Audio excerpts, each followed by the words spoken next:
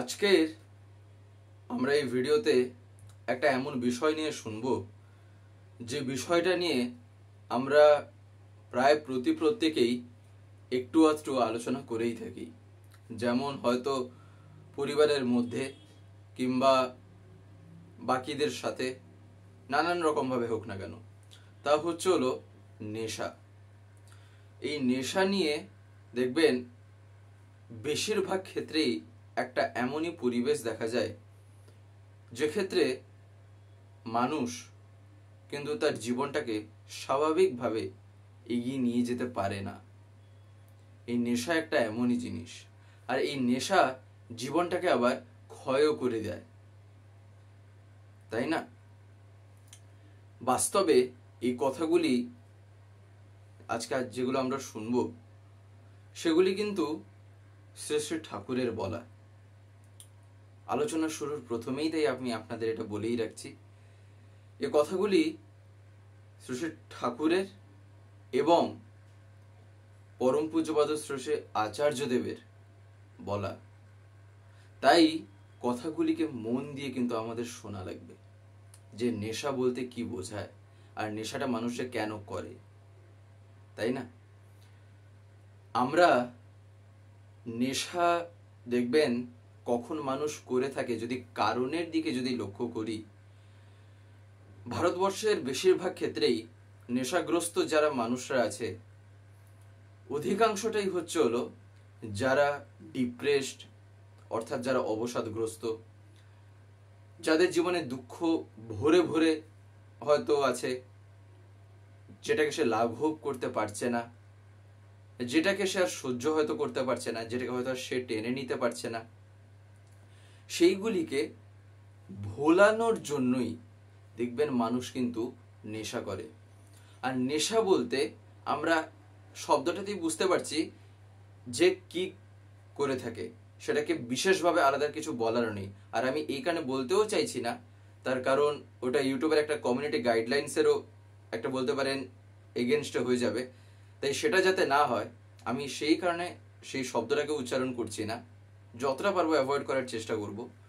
তাই এই বিষয়টা মানুষ কিন্তু তখনই এই বিষয়ে আসক্ত হয়। পরম পূজ্যপাদ শ্রী শ্রী আচার্যদেব এই জিনিসটাকে নিয়ে কিছুদিন আগে একজনকে বলছেন, অর্থাৎ তার কাছে এক পরিবার এসছেন। সেই পরিবারে তারা স্বামী স্ত্রী অর্থাৎ দম্পতি এবং তাদের সন্তান, তার মা, পরিবারে যারা যারা সেরকম এসছেন। বাড়ির ছেলে অর্থাৎ সেই স্বামী আর কি, যিনি তিনি হচ্ছেন সেই নেশায় তিনি ডুবে আছেন। পরম পূজ্যপাদ শ্রী শ্রী আচার্যদেব বহু সময় ধরে তাদের সাথে কথা বলছেন। কথা বলার মধ্যে একটা জায়গায় আচার্যদেব এমন একটা পয়েন্ট ধরিয়ে দিলেন যেখানে পুরো জীবনের ফ্রেমটা না আমরা দেখতে পাই। সেখানেই আচার্যদেব বলছেন, মানুষ নেশা করে কখন জানেন? মানুষ নেশা করে যখন সে ভাবে যে জিনিসটাকে আমি আর পারছি না কিছু করতে, সেইটাকে আমার মাথা থেকে বা সেই জিনিসটাকে ভোলানোর জন্যই আমার এইটা করা। আর নেশা কেন করে? বাস্তব যেটাকে সেইটাকে সে সেখান থেকে সরে আসতে চাইছে, বাস্তবটাকে সে মেনে নিয়ে চলতে পারছে না যখন, তখনই সে কি করছে? সেই অবাস্তব জায়গায় নিজেকে প্রবেশ করাচ্ছে। বাস্তবে থাকতে পারছে না বলেই তো সে ওই জায়গা থেকে মুক্ত হতে চাইছে, তাই না? যেমন একটা পাখিকে যদি একটা খাঁচার মধ্যে রাখা হয়, সে খাঁচাটাই হলো কি না, তার কাছে একটা আবদ্ধকর পরিবেশ। যদিও খাঁচা যদি খোলা মেলা যদিও থাকে, তা সত্ত্বেও তার কাছে ততটুকু যেহেতু সে পাচ্ছে জায়গাটা, তার কাছে ওটা কিন্তু আবদ্ধ, তাই না? তখন সে কিন্তু একদম চায় বাইরে বেরিয়ে ঘুরতে, সে সেই আবদ্ধের মধ্যে আর সে টানতে পারে না, তাই না? আমাদের জীবনটাও যখন এমন কিছু কিছু এক একটা বিষয় যখন আবদ্ধ হয়ে যায়, যেখান থেকে নিজেকে বের করার আমরা আর কোনো পথ পাই না, যখন আমরা আর কোনো রকম কিছু বুঝতেই পারি না, তখনই যেন মনে হয় ওটাই ভাবে একটা solution, one of the best solution আমি মনে করি, যার ফলে আমি সেই দিকে পাটা বাড়াচ্ছি। কিন্তু বাস্তবে কি তাই? বাস্তবে তো তা না। তার কারণ সেও বাকিদেরকে হয়তো দেখে এসছে, আর সেই মানুষটাই কিন্তু একটা সময় হয়তো দেখা যাবে সে নিজেই হয়তো বলেছে কি না, এই নেশা করা কিন্তু ঠিক না, এটা ভালো না স্বাস্থ্যের পক্ষে। কিন্তু পরিস্থিতির চাপে পড়ে হোক কিংবা পরিবেশের চাপে পড়ে হোক, যেমন ভাবেই হোক না কেন, সে নিজেই এখন সেই জিনিসটায় আবদ্ধ, তার মনটা সেখানে গিয়ে লেগে গেছে। তা না হলে আচার্যদেব একটা কথা তখন বলছেন, একটা মানুষ সে যখন এই নেশা করছে, এই জিনিসটা কিন্তু তার জন্ম থেকে কিন্তু না। যখন মানুষ জন্মায়, সে কি জন্মের থেকেই তার নেশা করে সেসব জিনিসের? সেগুলো তো করে না। তাহলে সেটা একটা জীবনের একটা পর্যায়ে গিয়ে এসেছে। এবারে সেই পর্যায়ে কি নানান রকম হতে পারে। সবচেয়ে প্রথম যদি আমরা ধরি, হয়তো পরিস্থিতি, তা না হয় সঙ্গদোষে, অর্থাৎ এমন কিছু হয়তো কোনো একটা এমন পরিবেশে পড়ে গেছে, হয়তো নিজের আশপাশটা একটা এমন কয়েকটা মানুষের মধ্যে পড়ে গেছে, যার ফলে তাদের সঙ্গ করে সেই জিনিসটায় সে আবদ্ধ হয়ে গেছে, এটাও কারণ হতে পারে। তাই নানান রকম কারণ। তাই নেশাটা ছোটবেলা থেকে না, জন্ম থেকে না, সেটা জীবনের একটা পর্যায়ে গিয়ে এসছে। আর এই নেশা যখন সে প্রথম প্রথম করত, তখনও কিন্তু সেটা তার কাছে এতটা সহজ ছিল না। সেই নেশাটা তাকে কিন্তু জবরদস্তি করে করতে হয়েছে। তাই সেটা যেমন সম্ভব, তাহলে তার কাছে নেশাটাকে ছাড়াও এটা কি একটা অসম্ভব কিছু একটা ব্যাপার?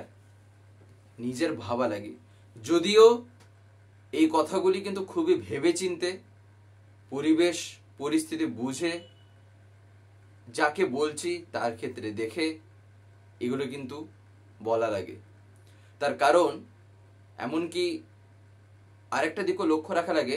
দেখবেন কিছু কিছু ক্ষেত্রে মানুষ এমন এক একটা জায়গায় পৌঁছে যায় না, এইগুলি করতে করতে ফট করে হয়তো একেবারে একটা বন্ধ করে দিলে সজোরে একটা তার শরীরের উপর একটা ধাক্কা হয়তো লাগতে পারে। তাই সেক্ষেত্রে সেই জায়গায় তাকে কেমন ভাবে, কতটা ট্যাক্টফুলি সেই জায়গায় ওকে বের করিয়ে নিয়ে আসতে হবে, যাতে কিনা তার শরীরের উপর তেমন প্রভাবটা না পড়ে, সেগুলো তাই জানা দরকার। এতটাই টেকফুলি ওইসব কাজ করতে হয়। তাই এই কথাগুলি আচার্যদেব বহু সময় ধরে কিন্তু সেদিন সেই পরিবারটিকে বুঝিয়েছিলেন। আর সব কিছুর শেষে আচার্যদেব একটা কথাই বললেন, আমার মনে হয় তুই চাইলে তুই কিন্তু ছেড়ে দিতে পারবি। আমার মনে হয় তুই যদি একটু চাস, তুই ঠিক পারবি, করে দেখ।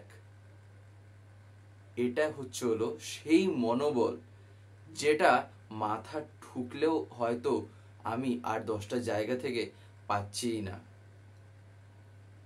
আর একটা কথা, এই নেশা মানুষ যেই করে, তাকে যদি ফট করে গিয়ে আমরা বলি না যে এটার করো না, সেটা করো না, তাহলে দেখবেন সেক্ষেত্রে তারা করছে না হয়তো আমার সামনে, কিন্তু আমার পিঠের পিছনে গিয়ে অন্য জায়গায় হয়তো সে ঠিক করে আসছে। আমি যেহেতু জবরদস্তি করছি, তাই আমার সামনে আর করছে না। যেহেতু আমি বকাঝকা করছি, যেহেতু আমি তাকে শাসন করছি, যেহেতু আমি তাকে মানে সেই রকম বেশ কড়া কথা বলছি, এই ছেড়ে দে, ওই ইয়ে করে দে, যার ফলে সে লুকিয়ে খাচ্ছে। তাহলে এই কারণেই ঠাকুরের জগৎ, এই কারণেই পরম পিতার জগৎ। তিনি এমনি এমনি কিন্তু আসেন না। জীবনের প্রত্যেকটা ক্ষেত্রে, প্রত্যেকটা জায়গায় কিন্তু তিনি পরিপূরণ করে দিতে পারেন। এমনি এমনি তো বলা হয় না, fulfiller the best of the age. কেন? দেখবেন আমরা যখন এইসব কথাগুলি আমরা শুনে থাকি না, শ্রী শ্রী ঠাকুর অনুকূল চন্দ্র, তার আগে লেখা আছে এই নাম বা এই কথা, supreme fulfiller, the best of the age, কিংবা বলতে পারেন সর্বোত্তম পরিপূরণকারী, বৈশিষ্ট্যপালী, আপুরয়মান। এই যে কথাগুলো, এই প্রত্যেকটার এক একটা মানে। বৈশিষ্ট্যপালী, আপুরয়মান মানেটা কি? মানে হচ্ছে হলো আমার একটা বৈশিষ্ট্য আছে, আমার বৈশিষ্ট্য মাফিকই কিন্তু তিনি আমায় পূরণ করবেন। হয়তো দুটো মানুষ নেশা করছে, দুটো মানুষের বৈশিষ্ট্য দুরকম, একে একটা দিক দিয়ে হয়তো বোঝালে আরেকজনকে আরেকটা দিক দিয়ে বোঝাতে হবে, কিন্তু টপিক একটাই, কি নেশা থেকে কিভাবে জীবনটাকে বের করিয়ে নিয়ে আসতে হয়। কিন্তু একে হয়তো যে পদ্ধতিতে বোঝালাম, দ্বিতীয় ব্যক্তিকে হয়তো সেটাই বোঝালে হয়তো সে বুঝতে পারবে না, না হয় মানবে না, না হয় শুনবে না, বা তার আগ্রহ থাকবে না। তাই তাকে তার ইনস্টিংক্ট অনুযায়ী দেখতে হবে সে কোনটায় জিনিসটাকে অনুভব করতে পারবে, সে কোনটায় তার জীবনটাকে এখানে ফিল করতে পারবে। তার কারণ কি জানেন? জীবনের সবচাইতে আনন্দকর বিষয় একটাই, সবচাইতে মানুষ যে জিনিসটা চায়, যেটার জন্যই তার এত কিছু করা, এই জীবন, এই প্রাণের তাগিদে তার এত কিছু। নেশাটাও যে করছে যে কারণে পড়ে, যদি জিজ্ঞাসা করে দেখি, দেখবেন উত্তর কি দেয়? কি দেয়? না, সেই দুঃখে আমি আর থাকতে চাই না, সেই দুঃখটাকে আমি টানতে পারছি না। তার মানে কি? আনন্দে থাকতে চায় তো সেই আনন্দটার জন্যই সে এটাও করছে। তাই আলটিমেটলি সবাই চায় কিন্তু জীবনে বাঁচতে আর বাড়তে, কিন্তু যখন সে পথভ্রান্ত হয়ে যায়, যখন সে পথটাকে আর খুঁজে পায় না, তখনই এই সব জায়গায় পাটা দেয়। যখন তার কাছে মনে হয় আমার জীবনটা বুঝি এখানেই লিমিটেড, এর বাইরে আমার জীবনের কিছু নেই, তখনই এই পদ্ধতি, তখনই এই পথ অবলম্বন করে। আর ঠাকুর কি বলছেন? বিস্তারী জীবন, বিস্তারী প্রেম। জীবনটা হচ্ছিল বিস্তার করার জন্য, জীবনের বলতে পারেন একটা স্বরূপ, সেটা কি? এই বিস্তার, এক্সপ্যান্ড, জীবনটাকে আরো এক্সপ্যান্ড করে নিয়ে যাচ্ছে। আর বাস্তবে ওইটাই হয়। যেমন কোনো একটা স্টুডেন্ট, সে স্কুলে সাপোজ ম্যাথস নিয়ে যেটুকু পড়েছে, সে যখন কলেজে যখন উঠলো, যখন গ্র্যাজুয়েশন করছে, তখন সে সেই ম্যাথসটা যেহেতু হয়তো সে ভালোবাসছে করতে, তাই সেই ম্যাথসটাকে যখন সে রাখছে, তখন সেই অঙ্কগুলোকেই আরো একটু ভালো করে, সেই অঙ্কের বিষয়টাকে আরো এক্সপ্যান্ড ওয়েতে সে জানছে, তাই না? কলেজে গেল বা ইউনিভার্সিটিতে গেল, এবারে সেখানে গ্র্যাজুয়েশন করলো, হয়তো ইউজি একটা কিছু করলো, তারপরে পিজিতে গেল, অর্থাৎ আন্ডার গ্র্যাজুয়েট, তারপরে পোস্ট গ্র্যাজুয়েশন, তারপরে পিএইচডি হয়তো করলো। তা বিষয়টা তো একটাই, কিন্তু আর এক্সপ্যান্ড হয়ে যাচ্ছে। আমাদের গল্পটা ওই একই রকম। জীবন ছোটবেলা থেকেই যা আমরা পেয়েছি, কিন্তু যত দিন যাচ্ছে তত তা এক্সপ্যান্ড হতে যাচ্ছে। তাই আমাদের সব কিছুরই কিন্তু এক প্রকার একটা মাহৌল থাকে, সব কিছুরই এক প্রকার একটা ফ্রেম থাকে, যে ফ্রেমটা কিন্তু আমরা ফিল করতে পারি যখন সেই জিনিসটাকে যিনি আমায় দিয়েছেন, যখন তাকে আমি জীবনে পাই, তখনই কিন্তু তা অনুভব হয়। যেখানে হয়তো 10 বার হয়তো আমাকে ভাবতে হচ্ছে, সেখানে 1-2 বারেই আমি বুঝে যাচ্ছি যে আমার জীবনে বাস্তবে যে আমায় কি করা লাগবে, তার দয়ায় সেটা তখন বোঝা যায় সেই পথে চলতে চলতে। এটা কি করে সম্ভব? যেমন এই যে নেশা, এই নেশা, এটা কি ছাড়া কি কোনো অসম্ভব একটা কিছু? যেমন আচার্যদেব তাকে সেদিন বোঝালেন কতক্ষণ ধরে, কিন্তু আচার্যদেব একটা বারও তাকে এই কথা বলেননি এক্ষুনি ছেড়ে দে। আচার্য তাকে কি বললেন? না, আমার মনে হয় তুই চাইলেই তুই পারবি। তার মানে ডিসিশনটা ওর হাতে। কি করে? না, এক্ষেত্রে ছাড়াটা নির্ভর করছে কেমন করে? আমার ভালোবাসার টানের উপর। আমি যদি তাকে যদি 100% যদি আমি তার কথাকে যদি মানতে পারি, এই ব্রহ্মাণ্ডে কারোর ক্ষমতা নেই সেই কথাকে সে ভেঙে দিতে পারবে, সে কথাটাকে সে মিথ্যে করে দিতে পারবে, প্রকৃতি পর্যন্ত এগিয়ে আসে সেই কথাকে সাকসেস করার জন্য, সেই কথাটাকে প্রমাণ করার জন্য যে এটা তার কথা, তিনি ইচ্ছা প্রকাশ করেছেন। এই জিনিসটা যখন মানুষ যখন বুঝতে পারবে, তখনই কিন্তু সে ঠিক পার পেয়ে যাবে। এই ভবসাগরের মাঝে এই যে জীব কোথায় কেমন ভাবে ভাসছে তার ঠিক নেই। মাথার উপরে সূর্য, যখন সেই একটা আলোর পথ যখন সে পায়, সেই জিনিসটাকে সে লক্ষ্য করে যখন সে বেয়ে বেয়ে চলে আসে, তখন কিন্তু ঠিকই সে কিনারায় পৌঁছে যায়, যেখানে তার জীবনের যেটা অধিষ্ঠ সে ঠিক কিন্তু ওই জায়গায় যাবে, তার জীবনে যেটা অধিষ্ঠ। মাথার উপরে তাই সেই সূর্য। দেখবেন এই যে বিষয়টা যে বললাম, এটা ঠিক সত্যানুসরণের যে ফ্রন্ট যে কভার যে পেজটা হয় না একদম উপরে, সত্যানুসরণ যে হলুদের যদি আমরা দেখি, বা ইংলিশেও আছে, হিন্দিতেও, যে কোনো ল্যাঙ্গুয়েজে, তার উপরে দেখবেন ঠিক ওই জিনিসটাই কিন্তু আছে, ওই ছবিটাই। এই ছবিটার মিনিংটা কিছুটা এইরকমই। ওই সূর্য, তারপরে ওই যে ভবসাগর বা ভবসমুদ্র যাইবই না কেন, সেখানে একটা যে হাঁসের মতন যে একটা ছবি, অ্যাকচুয়ালি তার মিনিংটা হচ্ছে খানিকটা এইরকমই। তাই এই যে এই নেশাও কি করে ছাড়া সম্ভব? বাস্তবে তার নেশা যখন লাগে, তার নেশায় যখন আমি পড়বো, এই নেশা কিছুই করতে পারবে না, কিচ্ছু করতে পারবে না। কেন জানেন? তার কারণ সেই নেশা এমন পেয়ে বসে যে নেশায় সব সামনে ফেল হয়ে যায়। সেই নেশার পাওয়ারটাই এমন, তার বিন্দু একটা যদি পড়ে, তাতেই মানুষ একেবারে কাত হয়ে যায়, একেবারে সেই নেশাতেই বিভোর হয়ে যাবে। তখন এই সব নেশা তার কাছে কোনো ম্যাটারই করে না, বুঝতেই পারবে না। এই কারণে জীবনে ঠাকুর, এই কারণে জীবনে তিনি, আর প্রত্যেকটা ক্ষেত্রে তিনি যুক্তির ভিতর দিয়ে দেখিয়ে দেন জীবন যে কেমন হয়। পরম পূজ্যপাদ আচার্যদেব একটা ঘটনা এই নেশা নিয়ে বলছেন।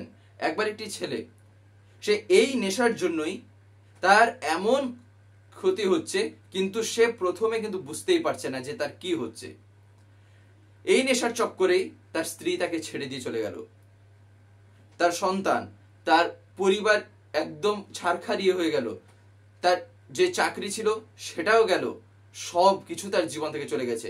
আর কি না, নেশাটা যেই এতে শুরু করেছিল, যে জিনিসটাকে কাটানোর জন্য, যে জিনিসটাকে ভোলার জন্য, বা যাই হোক না কেন, যে কারণেই করুক না কেন, তারপরে যে এক একটা এরকম ঘটনা ঘটছে, সেটাকে আবার ভোলানোর জন্য আবার সে নেশা করছে, আবার যাচ্ছে ওই সব খেতে। আবার একটা কিছু ঘটলো, সেটাকে আবার ভোলানোর জন্য আবার খাচ্ছে। এটা একটা সাইক্লিক ওয়েতে তখন তার কাছে একটা ব্যাপার চলে এসছে। কি বেরোবে সে? চিন্তা ভাবনাই কি আসবে বেরোনোর? পারবেই না, বারবার হারবে সেক্ষেত্রেও, যদি না জীবনে ওই আদর্শ থাকেন। আর আরেকটা কথা, নেশা আমি জবরদস্তি করে কিন্তু কয়েকটা দিন আমি হয়তো ছাড়িয়ে দিলাম, পরিবারে হয়তো কারোর ভয়ে কিংবা কারোর ইয়েতে ছেড়ে দিলাম, মাস যাবে, 2 মাস যাবে, 3 মাস যাবে, তারপরে সেই নেশা এমন চেপে বসবে, তখন যা খেত তার 2-3 গুণ বেড়ে যাবে। কেন? এই এতদিনের দাবানো একটা জবরদস্তি যে একটা ব্যাপার, সেই কারণে ওই ইলাস্টিসিটির যে ব্যাপারটা, স্থিতিস্থাপকতা যেমন কাজ করে, আর তখন কন্ট্রোলই হবে না। তখন মনে হবে এইবারেই একেবারেই যেন যতগুলো হাতের কাছে পাবো সব সবার করে দেবো, এমন হয়। তার কারণ এটা একটা প্রবৃত্তি, এটা একটা বৃত্তি প্রবৃত্তির মধ্যে পড়ে, যে ক্ষেত্রে আমার ইন্দ্রিয়গুলো ওই জিনিসটাই কিন্তু খুঁজছে, যার ফলে সে ওইখানেই যেতে চাইছে, ওই জায়গাটাই সে পৌঁছাতে চাইছে, সেটা না হলে তার হয় না। তাই এই কারণে ঠাকুর কি বলছেন, এই জিনিসগুলোকে আনএডজাস্টেড কমপ্লেক্স বলছেন। আর এই জন্যই তো ঠাকুর কি বললেন, এই আনএডজাস্টেড কমপ্লেক্সেস গুলোকে কেন্দ্রায়িত করে তুলতে হয়। তাতে বৃত্তি প্রবৃত্তিগুলো যখন তাতে কেন্দ্রায়িত হয়ে ওঠে, সেক্ষেত্রে এই জিনিসগুলি তখন আর সজোরে তেমন আঘাত করতে আমায় পারবে না। মাথায় চিন্তা হাজারো রকম আসতে পারে, আমি কর্মে কি করছি ওইটা দেখা লাগে। আমি রাস্তা দিয়ে হেঁটে চলে গেলাম, একটা মানুষকে হয়তো দেখলাম, একটা চিন্তা চলে এলো, কিন্তু তাই বলে সেইটাকে যে আমাকেও করতে হবে তার কি কোনো মানে আছে? তা তো কোনো মানে নেই। ঠিক একই রকম ভাবে নেশাগ্রস্ত যে জীবন যেমন হয়, সেই সব নিয়ে হয়তো একটা ভাবনা চিন্তা আসতেই পারে, সেই বিষয় নিয়ে হয়তো একজনকে ঘাটাঘাটিও করছে, তাই বলে ওইটাকে যে আমায় করেই ফেলতে হবে এমন তো কোনো মানে নেই। সেক্ষেত্রে কি, সেক্ষেত্রে তার কাছে ভালোবাসার যে একটা ব্যাপার সেটাই তাকে কিন্তু অ্যাডজাস্ট করে দিচ্ছে ওই জায়গায়। ওই আনঅ্যাডজাস্টেড কমপ্লেক্স সেক্ষেত্রে অ্যাডজাস্ট হচ্ছে কোথায়? ভালোবাসাটায় সেক্ষেত্রে কি লাগছে। আর এইটা কখন সম্ভব? কখন এটা কি সম্ভব? যখন এই বৃত্তি প্রবৃত্তি রিপু যাই আমি এবারে বলি না কেন, সব কিছুর ঊর্ধ্বে যিনি, এইগুলোকে যিনি হাতের মুঠায় নাচিয়ে দিতে পারেন, হাতের ইয়েতে যিনি খেলিয়ে দিতে পারেন, তাকে জীবনে ভালোবাসতে হয়। এই কারণে জীবনের ধান্দাটাই একটাই হওয়া চাই, আমার চলা দেখে তিনি খুশি হচ্ছেন তো,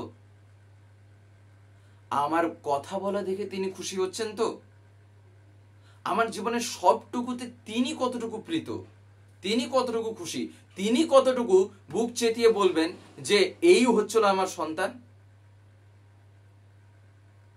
তাই না? ঠাকুর তার জীবনে একবার একটা কথা বলেছিলেন, আমার ছোটবেলা থেকে আমার একটা আগ্রহ কি না, মা আমার যেন একটু ভালো ইয়ে করে, যে আমি তার মনের মতন হচ্ছি, সে যা চেয়েছে আমি তাই করছি, এরকম একটা ভালোবাসা। তাই না?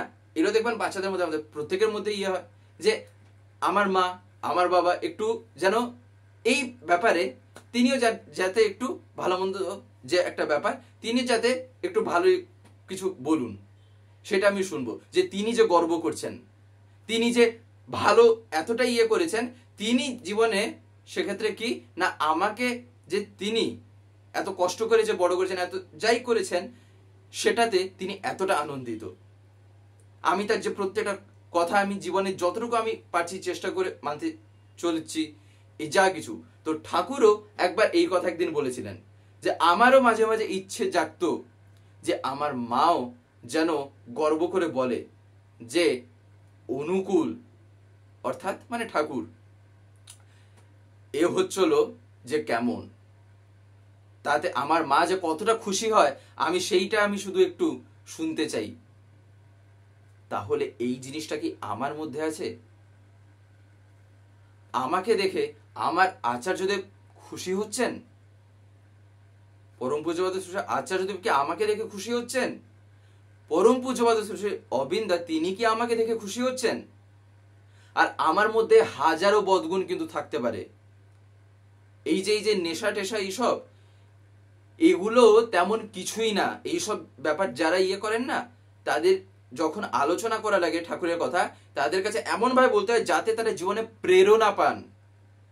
তাদেরকে এই কথাগুলি বলা লাগে যে এইগুলো যে তুমি করছো এগুলো কিছুই না, এগুলো তুমি চাইলেই এগুলোকে এক নাগালে তুমি বের করে দিতে পারো। তুমি শুধু তাকে ভালোবেসে দেখো। তুমি এসবে ডুবে আছো, এটা আমার ক্ষমতা নেই, হয়তো আমি তোমাকে বের করে দিতে পারবো, কিন্তু আমি তোমায় একটা কথা বলতে পারি কি না, তুমি আমার সাথে বেরো। কোথায়? হয়তো দেখা যাবে দীক্ষাপত্রের কাজে। সময়ই পাবে না, ফুরসত থাকবে না জীবনে যে ওইটা বসে সে খাবে। কখন খাবে যদি ঠাকুরের কাছে এসে মত থাকে? সময়ই তো পাবে না, তাই না? আর সেই কাজে সে হয়তো একদিন, দুদিন, 5 দিন, 10 দিন যখন বেরোচ্ছে, প্রথম কয়েকটা দিন হয়তো কথাও বলবে না, সে নিজেও হয়তো জানে না ঠাকুর কি, ঠাকুর কে, ঠাকুর কেমন, সে নিজেও হয়তো জানে না, তার সাথে সে একটা কিছু বেরোচ্ছে। এবারে সে 10টা দিন সে যা শুনছে বাকিদের মুখে, তার মনের মধ্যে ঠাকুরের সম্বন্ধে একটা ফিগার ক্রিয়েট হবে। সেই জিনিসটাই কি করবে, এমন ভাবে তাকে প্রেরণা করে দেবে, সেক্ষেত্রে সেই জানতে চাইবে যে ঠাকুর কি, তখন সে জীবনে ঠাকুরকে মাথায় নিয়ে চলবে। এইগুলো ছিল এক একটা ঘটনা ঘটেছে বলে এই কথাটা আপনাদের বললাম। এই কথাগুলি তার বলা, তিনি চাইছেন যাতে আমি তার মনের মানুষ হয়ে উঠি, তার কারণ তিনি জানেন কি হলে আমার মঙ্গল হয়। আর আমি যখন সেই পথে যখন চলি না, তার কাছে দুঃখ করা ছাড়া আর কিছুই থাকে না। তার কারণ কি, জবরদস্তি তিনি কখনোই কিন্তু করতে পারেননি। তিনি হাজার হাজার বার হয়তো আমার কাছে এসে হয়তো তিনি বলেছেন, আমার কানে এসে তিনি হয়তো বলেছেন, আমাকে তিনি ধরিয়েও দিয়েছেন, কিন্তু তা সত্ত্বেও আমি সেই পথে রাজি নেই। আমার বাবা আমাকে লাখ ভালোবাসলেও আমার যদি এইটুকু যদি না ভালোবাসা থাকে ঠাকুরের এটা বলা, তাহলে কিন্তু সেক্ষেত্রে আমি কিন্তু বাবার হাতটা ধরে আর চলতে পারবো না।